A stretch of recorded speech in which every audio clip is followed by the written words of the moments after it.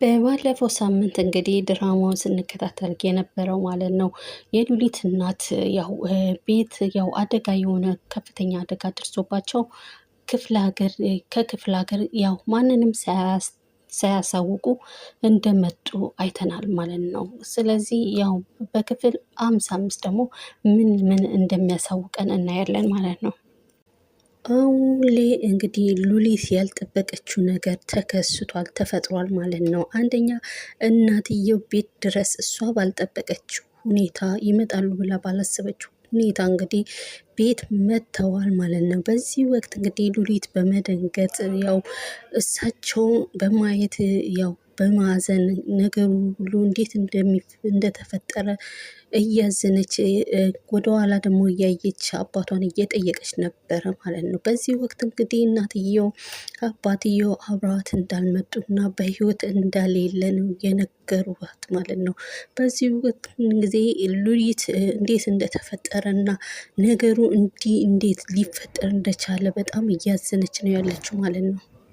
እንግዲህ የሉሊት አባት ያው በሽተኛም ቢሆኑ እንግዲህ ለዚህ ለሞት የሚያበቃቸው በሽተኛ አልነበሩም ማለት ነው።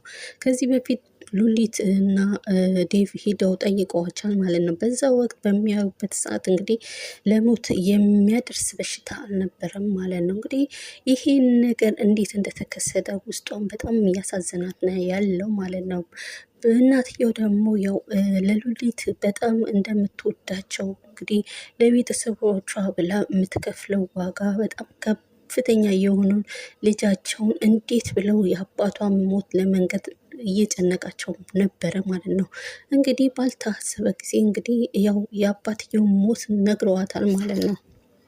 ሉሊት እንግዲህ የአባቷን ሞት ስትሰማ እንግዲህ መቋቋም ነው ያቃታት ማለት ነው። እንግዲህ እሷ ያው የምታስበው ነገር ቤተሰቦቿን ትልቅ ቦታ ለማድረስ እና ለነሱ ብላ ብዙ ፈተናዎችን እየተቀበለች ያው እነሱን ትልቅ ነገር ለማድረስ እየጠራች ነበረ ማለት ነው። እንግዲህ ባላሰበችው ወቅት የአባቷን ሞት በሰማች ጊዜ እንግዲህ በጣም በሀዘን ውስጥ ራሷን መቋቋም በማትችለው ሀዘን ውስጥ ነው ያለችው ማለት ነው። በሌላ በኩል እንግዲህ የሉሊት እናት እንግዲህ ያው ልጃቸው ላይና እሳቸው ላይ የሚደርሰው አደጋና የሚደርስባቸው ነገር በጣም መቋቋም እስከሚያቅታቸው ድረስ ነው ያሉት ማለት ነው። እሳቸውም እንግዲህ ያው በቁጭት ነገሩ እንዴት ሊሆንባቸው እንደቻለ እየተቆጩ ነው ያሉት ማለት ነው።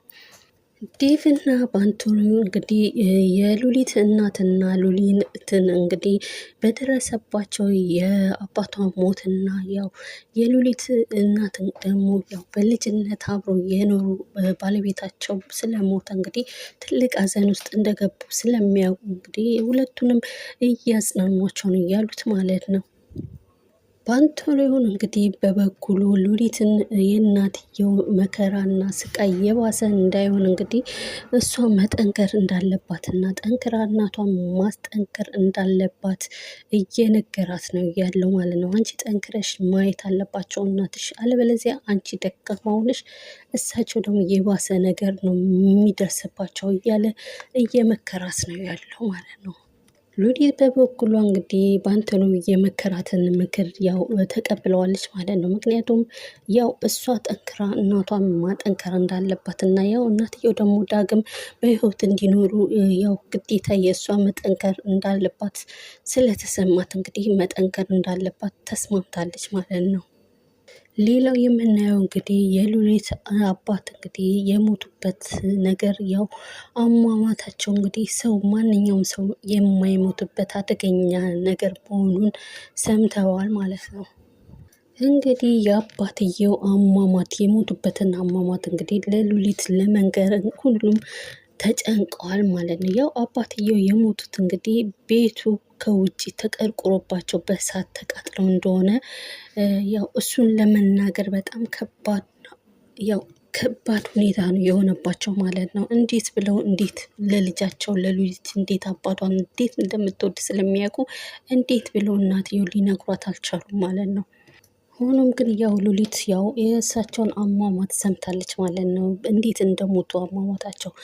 ሆኖም ግን ያው የሞቱበት አሟሟት በጣም ሁሉንም ቤተሰብ ነው እያንገበገበ ያለው። ምክንያቱም በር ተዘግቶባቸው በእሳት ሲቃጠሉ በእሳት ሲቃጠሉ እነሱ ደግሞ እሳቸው ደግሞ ያው እዛ ተኝተው በሽተኛ እንደሆኑ ሰው ያው እንዲያድናቸው ሲጣጣሩ ያለው ሁኔታ በህልማቸው ያኔ በሆናቸው እያዩ እንግዲህ ይሄ ነገር በጣም በጣም ሁሉም ቤተሰብ ያው እያሰቡ የእሳቸውን አሟሟት ሁሉም በመቃጠል ያሉት ማለት ነው።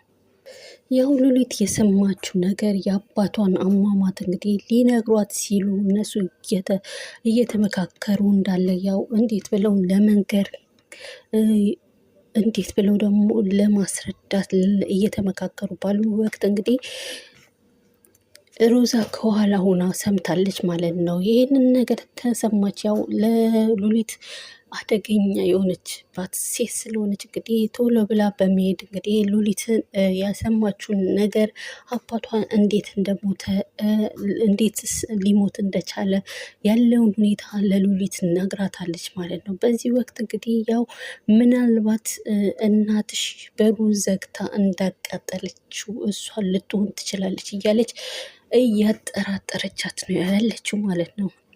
ሉሊት በበኩሏ ያው እናትየው ምንም እንደዚህ አይነት ነገር እንደሚያደርጉ ውስጧ ያውቃል ማለት ነው። ያው እናትየው እንዴትስ በአባቷ ላይ እንዲህ ለምን ያደርጋሉ? እንግዲህ እንደማያደርጉ ስለሚያውቁ ስለምታውቅ ያው እሷ እንግዲህ እንደዚህ እንዲህ በተናገረችው ነገር እንግዲህ በጣም እየገረማት ነው ያለችው ማለት ነው። በዚህ ወቅት እንግዲህ ሉሊት በመደንገጥና ነገሩ ከመቋቋም አቅም ስላቃታት እንግዲህ በጩኸት እንድትወጣላት ነበረ ያደረገቻት ማለት ነው።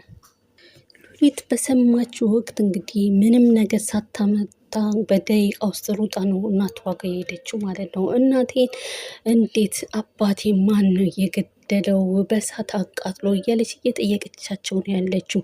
በዚህ ወቅት እንግዲህ እሳቸው ምንም የማያስቡትና እሷ ኬት እንደሰማች ያላወቁት ነገር እንግዲህ ስለሰማች በጣም ተገርመውና ደንግጠው ነው ያሉት ማለት ነው።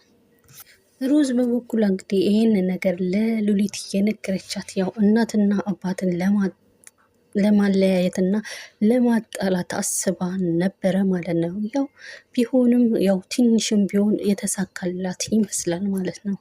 ሮዛ በበኩሏ እንግዲህ ያው የሉሊት እናት እዚህ መምጣታቸው በቃ ትልቅ ዱብዳ ስለሆነባት ባሌ ለምትለው ዴቭ እንግዲህ ያው ነግረዋለች ማለት ነው። እንግዲህ እሳቸውን ከዚህ ቤት ካላስባረርካቸው ያው እኔ እናንተ ተስማምተን አንኖርም፣ በዛ ላይ ደግሞ ሁላችሁንም አጠፋችኋለሁ እያለች እየዛተች ነው ያለችው ማለት ነው። ዴቭ በበኩሉ እንግዲህ ያው ሚስቴ ከሚላት እንደዚህ አይነት ነገር ሲሰማ እንግዲህ እሳቸውን ከማባር አንቺን ባባር ይቀልኛል እያለ ነው ያለው ማለት ነው። በዚህ ወቅት እንግዲህ ሮዝ ይሄ በፍጹም የማየውን ነገር ነው እያለች እየዛተች ነው ያለችው ማለት ነው። በዛ ላይ ደግሞ ያው እሱንም በአደገኛ መንገድ እንግዲህ ያው ክሳችንን ከጀመር የኔና ያንተ ፍቺ ከጀመር እንግዲህ 4 ዓመትም 5 ዓመትም ሊቆይ ይችላል እያለች እያስፈራረችው ነው ያለችው ማለት ነው። ዴቭ በበኩሉ እንግዲህ ሮዛ ይሄንን በምትናገርበት ሰዓት እንግዲህ አንቺ ከማንም ያልሆንሽ ሚስት ሳትሆኝ ምንም ዛሬ እንደመጣሽ እዚህ ቤት እንደተከሰትሽ ምንም ስልጣን እንዳሌለሽ ታውቂያለሽ እያለ እየነገራት ነው ያለው። ምክንያቱም ደግሞ አንቺን ያገባውበት ጊዜ ነው በጣም የጸጸተኝ እያለ እየነገራት ነው ያለው ማለት ነው። ምንም ፍጹም ነገር ልታርቂ አትችይም እያላት ነው ያለው ማለት ነው። ሌላው የምንመለከተው እንግዲህ ባንቴሮ ነው። ባንቴሮ እንግዲህ የሉሊት አባት መሞቱን ስለሰማ ይሄንን ነገር በጣም ማን እንደገደለው ስለሰማ ነገሮቹን ያው ሊበቀል እያሰበ ነው ያለው ማለት ነው። ይሄን ድርጊት እንግዲህ የሚፈጽመው አንድና አንድ ያው አቶ መሰለ ናቸው ብለው ገምተዋል ማለት ነው። ምክንያቱም በዴቭና በአንቶኒ ምክንያት እንግዲህ ቤቱና ያው ከብዙ ሰው የቀማ ንብረቶችና ቤቶችን እንዳጣ ስለሚታወቅ እንግዲህ ይህንን ነገር እየፈጸመ እሱ ነው በማለት እንግዲህ እና ይህንን ድርጊት የሚሰራው እንግዲህ አቶ መሰለ ከሶች ማንም ጠላት የለንም እያሉ ያው ደምድመዋል ማለት ነው። እሳቸው ያው ባንቶኒ በበኩሉ እንግዲህ አቶ መሰለ ይሄን ድርጊት እንደፈጸመ እሱ በህይወት መኖር የለበትም እሱ መሞት አለበት እያለ እየፎከረ ነው ያለው ማለት ነው። ያው ባንትኑ ከመፎከርም አልፎ እንግዲህ ከጓደኞቹ ጋር ሆኖ እንግዲህ አቶ መሰለ ያለበትን ቦታ እየፈለገ ነው ያለው ማለት ነው። ፈልጎም እንግዲህ ቦታውን አግኝቶታል ማለት ነው። ያው አቶ መሰለን ካገኛቸው እንግዲህ ሊገድላቸው ወደኋላ እንደማይል ነው የምንመለከተው። ምክንያቱም ሉሊት ከዚህ በፊት እንግዲህ በጣም ብዙ ነገሮችን ብዙ ችግሮችን እንደሸፈነችለት እና ለሱ ብላ ብዙ ነገር እንደሆነች እና በጣም እንደሚወዳት ያው ውስጡ ስለሚያውቅ ለሉሊት ብሎ ይህንን ድርጊት ያደርገዋል ብለን እናስባለን ማለት ነው።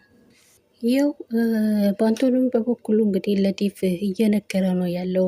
አቶ መሰለ በህይወት ካለ እንግዲህ አሁንም ዳግም ሌላ ጥፋት ስለሚያጠፋ እሱ መሞት አለበት ብሏል ማለት ነው። በዚህ ወቅት እንግዲህ በሚያፈላልግበት ሰዓት እንግዲህ ያለበትን ቦታ አስፈላልጎ ከጓደኞቹ ጋር የሆነ ምንጭ ያገኘ ይመስላል ማለት ነው።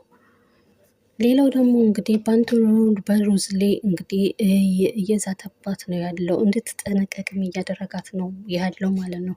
ምክንያቱም ከአኑዳ በፊት አልፌሻለሁ፣ ብዙ ነገር ስትሰሪ አልፌሻለሁ፣ በምወዳቸው ሰዎች ላይ ብዙ ነገር እያደረሻ አይችሻለሁ። አሁን ግን በፍጹም የምታረጊያቸውን ድርጊቶችን አቁሚ፣ የኔ እጅ ደግሞ አንቺ ትከሻለች፣ ካረፈ መቼም አልፋታሽም ካኑዳ እያለ ነው ያለው ማለት ነው። በጣም እያስጠነቀቃት ነው ያለው። ከዚህ ከድርጊቶቿ እንድትታረም እያደረጋት ነው ያለው ማለት ነው። እንግዲህ ክፍል 55ን በዚህ መልኩ አቅርብ ያለው ማለት ነው። ክፍል 56ን ያው ይዤ እመጣለሁ ብዬ ተስፋ አደርጋለሁ ውዶቼ። ሰብስክራይብ እና ላይክ ሼር እያደረጋችሁ አበረታቱኝ። ዓለምን ሰላም ያርግልን። ሰላም ዋሉልኝ።